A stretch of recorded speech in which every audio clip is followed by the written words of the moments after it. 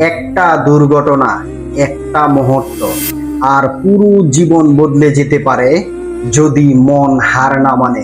মাত্র 13 বছর বয়স বেথানি হ্যামিল্টন স্বপ্ন ছিল সমুদ্রের ঢেউ জয় করা। সার্ফিং করছিল সমুদ্রের মাঝে, হঠাৎ পেছন থেকে হাঙর ঝাঁপিয়ে পড়ে, তার এক হাত নিয়ে যায়।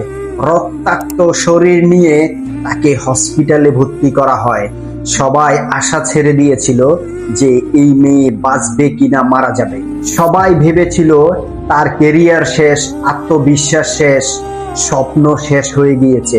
কিন্তু গল্পটা এখানে শেষ হয়নি। যেখানে এই অবস্থায় মানুষ বছরের পর বছর তার ট্রমা কাটাতে পারে না, কিন্তু এই মেয়েটি মাত্র 1 মাস পরেই ফিরে গেল আবার সমুদ্রের মাঝে। তার ছিল একটাই হাত, সাহস ছিল অনেক গুণ বেশি। সার্ফিং বোর্ড নিয়ে আবার সেই সমুদ্রের ঢেউয়ের সাথে লড়াই।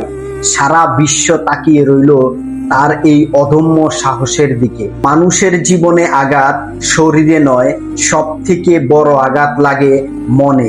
আর মনে আঘাত লাগলে মানুষ হেরে যায়। কিন্তু মন জিতে গেলে মানুষের শরীর অপূর্ণ হলেও জীবন পূর্ণ হয়ে ওঠে। উইল পাওয়ার বা ইচ্ছা শক্তি মানুষকে অসম্ভবের ওপারে নিয়ে যায়। তাই মানুষের শরীরের ক্ষতি হলেও যদি তার উইল পাওয়ার ঠিক থাকে, সে ঠিকই অসম্ভব কাজকে সম্ভব করে তোলে।